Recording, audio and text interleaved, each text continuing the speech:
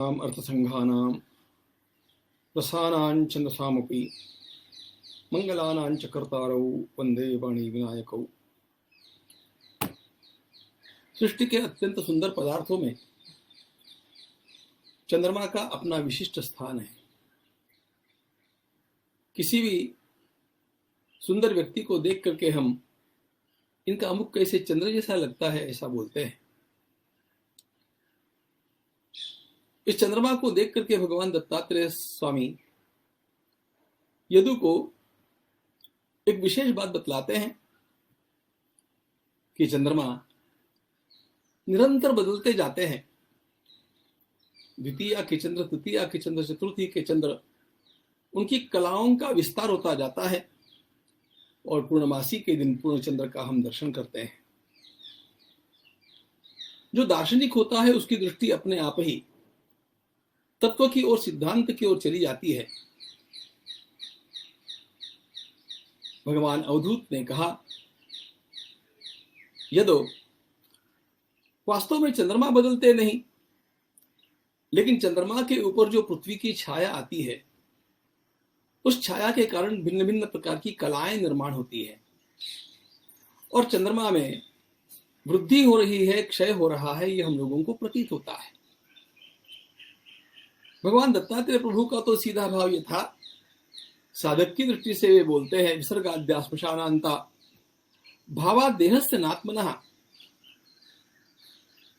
जिस प्रकार चंद्रमा की आकृति बदलती दिखती है किंतु चंद्रमा बदलते नहीं है, उसी प्रकार हमारे भीतर का आत्मतत्व बदलता नहीं है किंतु हमारा शरीर बदलता जाता है। और इस बात को लेकर के जब हम चिंतन करते हैं तो ऐसा लगता है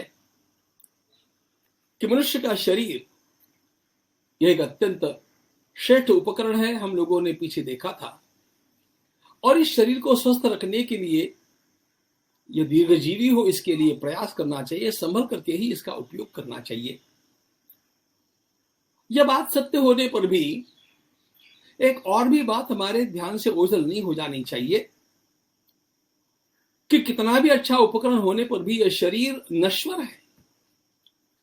इसको कितना भी संभालने पर भी इसका अंत तो मिट्टी में मिलने में ही है। Dust thou art to dust returnest, जैसा भगवान गीता में कहते हैं,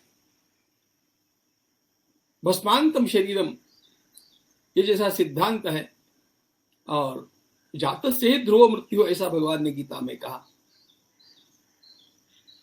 तो इस शरीर को केवल संभालना चाहिए या किसी बड़े कार्य के लिए इसको लगा करके इसको सार्थक करना चाहिए, यह विवेक भी हम लोगों में जगना चाहिए। उत्तम बात तो यही होगी कि शरीर को दीर्घजीवी बनाना और दीर्घजीवी शरीर को भी उत्तम कार्य में लगाए रखना। किंतु कभी कभी कार्य की आवश्यकता इस प्रकार की होती है, अनिवार्यता इस प्रकार की होती है कि शरीर की उपेक्षा करके भी हमें उस कार्य को अधिक महत्व देना होता है। तब क्या करना चाहिए? तब सीधी सीधी हमारी दृष्टि यह होनी चाहिए कि शरीर तो महत्वपूर्ण है, लेकिन कोई महान कार्य यदि मेरे हाथ में है तो वह कार्य अधिक महत्वपूर्ण है और उस कार्य के लिए यदि देह की उपेक्षा करनी अनिवार्य हो तो मुझे शरीर की ओर ध्यान न देते हुए उस कार्य का रक्षण करना चाहिए। याद आते हैं मुझे राजा दिलीप, जिन्होंने, यह प्रसंग रघुवंश में आता है, उस सिंह से एक सुंदर बात कही। सिंह, तुम मेरे देह की ओर मत देखो, मेरी मृत्यु होगी इसका विचार मत करो, मुझे खा जाओ, मेरे गुरुदेव की गैया को बचने दो। और ये बोलते बोलते दिलीप ने कहा, एकांत विध्वंसिषु मद्विधानां पिंडेषु नास्था खलु भौतिकेषु, यश शरीरे भो में दयालु। देखो सिंह, मनुष्य की कीर्ति अजरामर होती है, कुछ भी करके वह शरीर को नहीं बचा सकता है।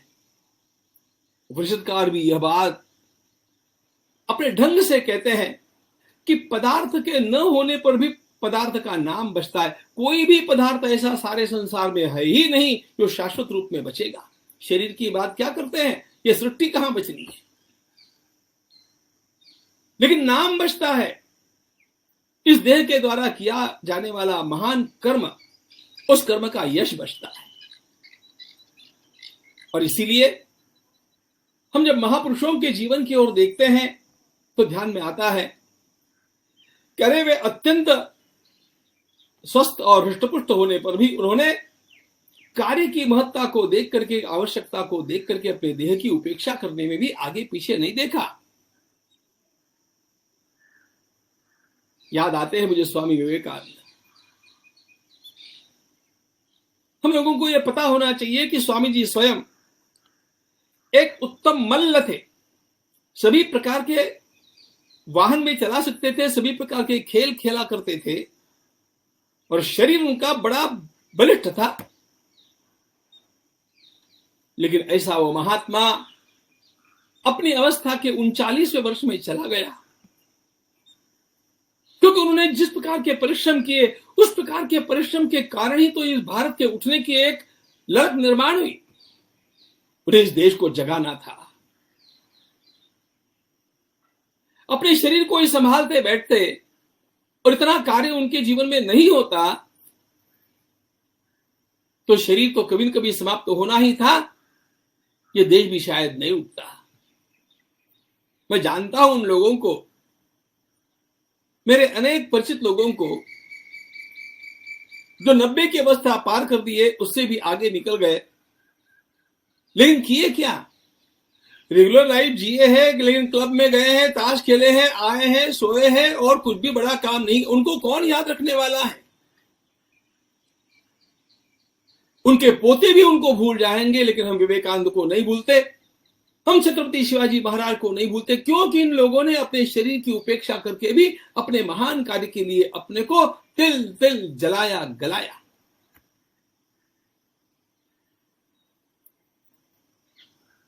पचास वर्ष की अवस्था में छत्रपति शिवाजी महाराज का देहावसान हुआ।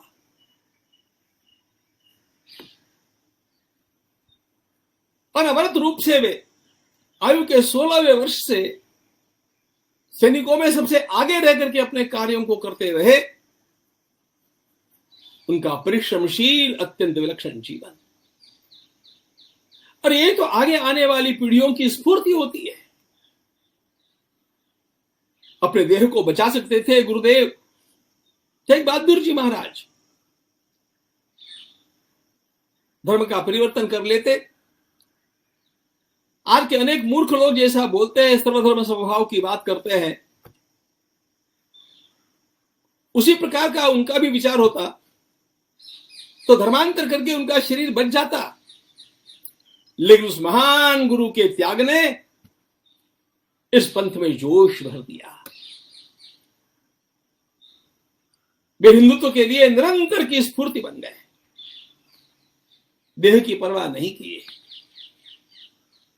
शरीर महत्वपूर्ण है ही, क्षुद्र व्यसनों में उसको नष्ट नहीं करना चाहिए, लेकिन महान कार्य की जब आवश्यकता होती है तब उस शरीर का विचार भी नहीं करना चाहिए।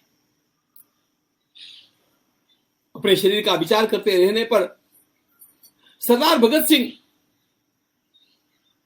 मदन लाल धिंगरा और ये सारे बड़े बड़े क्रांतिकारी क्या काम कर सकते थे? उनको भी पता था कि हम आग से खेल रहे हैं, लेकिन उनको परवाह कहां थी? उनको अपने देह की परवाह नहीं थी, और इसीलिए तो वे हमारे राष्ट्र के नभ में महान तारकाओं के समान चमकते हैं, नक्षत्रों के समान हम लोगों के लिए आदर्श बन चुके हैं। शरीर को संभालना चाहिए, लेकिन शरीर अपने आप में कभी भी अमर नहीं हो सकता है। वह महान कार्य में लग करके ही उसकी कीर्ति के माध्यम से शाश्वत यश को प्राप्त कर सकता है। शरीर बदलने ही वाला है, वृद्धत्व आने ही वाला है, एक दिन मरना ही पड़ेगा, लेकिन मनुष्य का नाम, मनुष्य का कार्य, मनुष्य का यश, ये अमर होते हैं। इसका विचार चंद्रमा की कलाओं को देख करके हमारे मन में आ जाए और भी एक विचार आ जाए। चंद्रमा सौंदर्य के प्रतीक है। किसी को देख करके हम उसके सौंदर्य को चंद्रमा की उपमा देते हैं। किसी को चंद्रमुखी कहते हैं, सूर्यमुखी या ज्वालामुखी नहीं कहते हैं। वैसा कहने से सामने वाले को या सामने वाली को अपमान लगेगा। चंद्रमुख कहने से अच्छा लगेगा। क्यों? चंद्र को देख करके आह्लाद होता है। हमें भी ऐसा जीवन बनाना चाहिए कि हमारी ओर देख करके लोगों को आह्लाद हो, लोगों को अच्छा लगे। ये कैसे आएगा? ये आएगा यदि हमारे चेहरे के ऊपर सर्वदा स्मितहास्य होगा। ध्यान रखना, देह का सौंदर्य जिसे जैसे भी मिला है वो अच्छा ही है, लेकिन इस चेहरे के ऊपर जब स्मितहास्य खिलता है तो कोई भी चेहरा सुंदर हो जाता है। हमारे चेहरे पर स्मितहास्य रहे, हमारी दृष्टि में आत्मीयता का भाव रहे, हमारे मुख से निकलने वाला हर शब्द सौम्यता से और प्रेम से भरा हुआ रहे, तो कोई भी अपना व्यक्तित्व आकर्षक बना सकता है। भगवान श्री कृष्ण से सारा संसार प्रेम करता है, प्रेम करने के लिए बाध्य है। क्यों? श्रीमद् भागवत के एक श्लोक में इसका रहस्य मिलता है।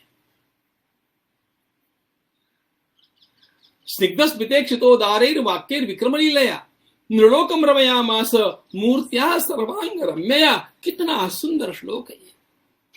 भगवान श्री कृष्ण जिसकी भी ओर देखते थे बड़ी मिठास भरी हंसी बिखेरते हुए देखते थे। स्निग्ध स्मित ईक्षित ऐसा शब्द है।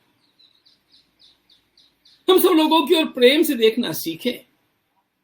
उदारैर् वाक्यैः, हमारे मुख से निकलने वाला हर वाक्य औदार्य भरा, प्रेम भरा होना चाहिए। यदि हम सौम्यता का आलंबन लेकर के प्रेम भरी बात करते हुए, स्मितहास्य करते हुए सब लोगों के साथ व्यवहार करेंगे तो अपने आप हम भी आकर्षण के केंद्र बन जाते हैं। भगवान से प्रार्थना करते हैं कि हम सभी का व्यक्तित्व इस प्रकार का हो जाए। धन्यवाद।